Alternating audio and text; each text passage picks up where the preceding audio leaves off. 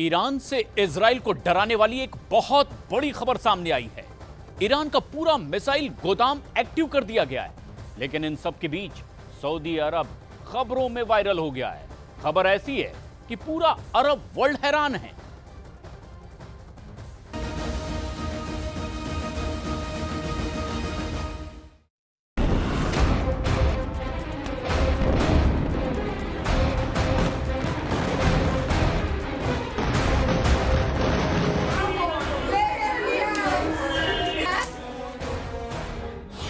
Iran का ऐलान, अब जंग लड़ेंगे 57 मुस्लिम देश।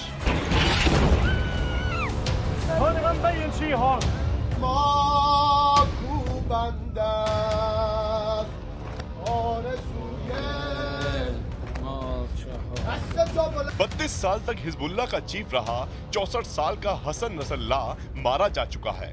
लेबनान से लेकर ईरान तक नसरल्लाह की मौत पर 5 दिन तक का मातम मनाया जा रहा है। इस बीच ईरान के सुप्रीम लीडर अली खामेनेई को गुप्त बंकर में पहुंचा दिया गया है। ईरान को डर है कि नेतन्याहू के न्यू ऑर्डर ऑपरेशन के तहत कई इजरायली सेना ईरान के सुप्रीम लीडर खामेनेई को भी नसरल्लाह की तरह मार सकते हैं। हालात ये हो गए हैं कि ईरान ने अब इस्लाम के नाम पर मुस्लिम कार्ड खेलने की कोशिश की है। ईरान अब पूरे मिडिल ईस्ट और अरब वर्ल्ड में ये डर पैदा करने की कोशिश कर रहा है कि आज इजराइल हिजबुल्लाह को तबाह कर रहा है, कल ईरान को बर्बाद करेगा और फिर किसी और मुस्लिम देश को इजरायली सेना तबाह करेगी। इसलिए बेहतर है कि सभी 57 मुस्लिम देश मिलकर इजराइल से जंग में मुकाबला करें। लेकिन सवाल उठता है कि क्या 57 मुस्लिम देश मिलकर इजराइल पर हमला करने की हिम्मत दिखा सकते हैं? من این شهادت ضایعه بزرگی هست، ولی هیچ خللی در مقاومت ایجاد نخواهد کرد و همونطوری که شهادت اول دبیر کل قبلی حزب الله شهید سید عباس موسوی हम आपको हमास, हिजबुल्लाह, हूती और ईरान से जुड़ी इस खबर में ऐसे हैरान और दिलचस्प करने वाली जानकारी देने जा रहे हैं जहां आपको पता चलेगा कि इजराइल ने कैसे जबरदस्त हमलों से लेकर ईरान के इस्लामिक जंग की धज्जियां उड़ाकर रख दी हैं। हिजबुल्लाह चीफ नसरल्लाह के मारे जाने के बाद से ईरान हिजबुल्लाह की बुरी तरह से किरकिरी हो रही है। हिजबुल्लाह चीफ हसन नसरल्लाह की लाश हमला होने के 20 घंटे बाद मिल पाई है, तब जाकर हिजबुल्लाह ने उसकी मौत की पुष्टि की है। इजरायली फाइटर जेट ने 80 टन बमों से धमाके किए थे, जिसकी वजह से लाशों के चीथड़े उड़ गए थे। इधर ईरान पर भारी दबाव है कि वो इजराइल पर जबरदस्त पलटवार करे, लेकिन ईरान हिम्मत नहीं जुटा पा रहा है। इधर इजराइल ने महज 10 दिन के अंदर ही इतने जबरदस्त हवाई हमले किए हैं कि हिजबुल्लाह चीफ से लेकर हिजबुल्लाह के 17 टॉप कमांडर मारे जा चुके हैं। हालात ये हो गए हैं कि घातक और लंबी दूरी मिसाइलों से इजराइल पर हमला करने का प्लान पूरी तरह से तबाह हो गया है। दावा किया जा रहा है कि नसरल्लाह के साथ साथ ईरान की IRGC का डिप्टी कमांडर अब्बास निल्फोरूसन और हिजबुल्लाह के कम से कम 8 कमांडर मौके पर ही मारे गए हैं। हालात ये हो गए हैं कि हिजबुल्लाह के पास रॉकेट, मिसाइल, ड्रोन भरे पड़े हैं, लेकिन कोई इजराइल पर हमला करने का आदेश देने वाला नहीं बचा है। इधर ईरान को डर है कि अगर इजराइल पर ईरान ने हमला किया तो इजराइल अमेरिका के साथ मिलकर ईरान पर चारों तरफ से हमला कर देगा। इधर हिजबुल्लाह की तरफ से इजराइल पर हमला कैसे होगा, हमला कहां से होगा और कौन से हथियार से इजराइल पर हमला किया जाएगा, इस पर जंगी फैसला लेने वाला एक भी टॉप कमांडर जिंदा नहीं बचा है। हिजबुल्लाह इस वक्त बिना दांत और नाखूनों वाला शेर बनकर रह गया है। ईरान, इराक, सीरिया, यमन, 4 देशों पर न्यू ऑर्डर हमला। इधर ईरान तेजी से अब हिजबुल्लाह से ज्यादा खुद को बचाने में जुट गया है।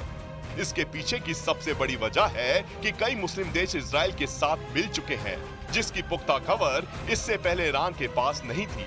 लेकिन 27 सितंबर दिन शुक्रवार को यूएन में भाषण के दौरान पीएम नेतन्याहू ने अपने दोनों हाथों में एक ऐसी तस्वीर पकड़ी हुई थी जिसमें साफ साफ दिखाई दे रहा था कि अगला टारगेट 4 देश होने वाले हैं।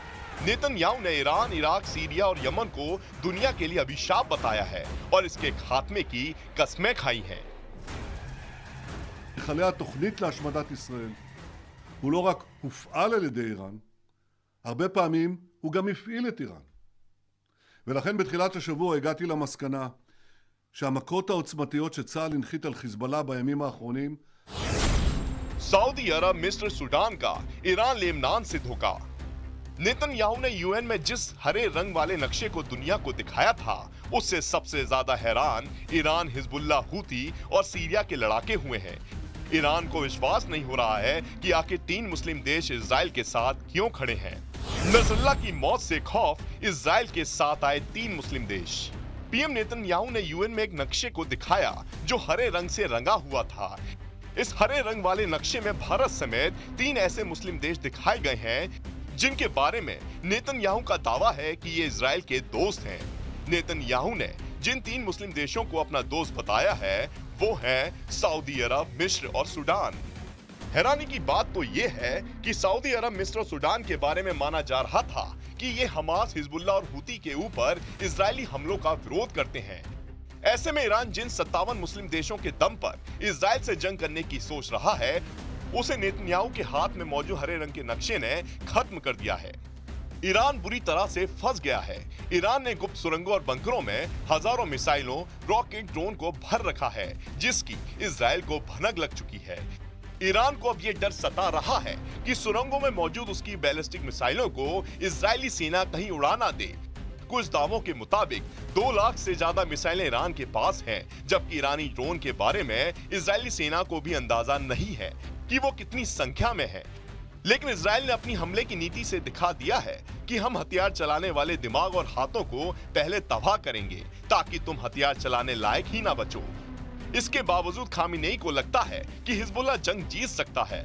नसरुल्लाह के मरने से पहले खामेनेई इसी तरह की लंबी लंबी डींगें मार रहे थे।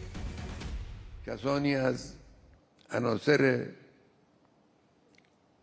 مؤثر و ارزنده حزب الله رو به شهادت رسوندن. بلا شک خسارت بود برای حزب الله، اما این خسارتی نبود که حزب الله را از پا بیندازه. استحکام سازمانی و انسانی حزب الله بسیار بیشتر از जनरल मारो जंग जीतो, कमांडर मारो कोहराम मचाओ।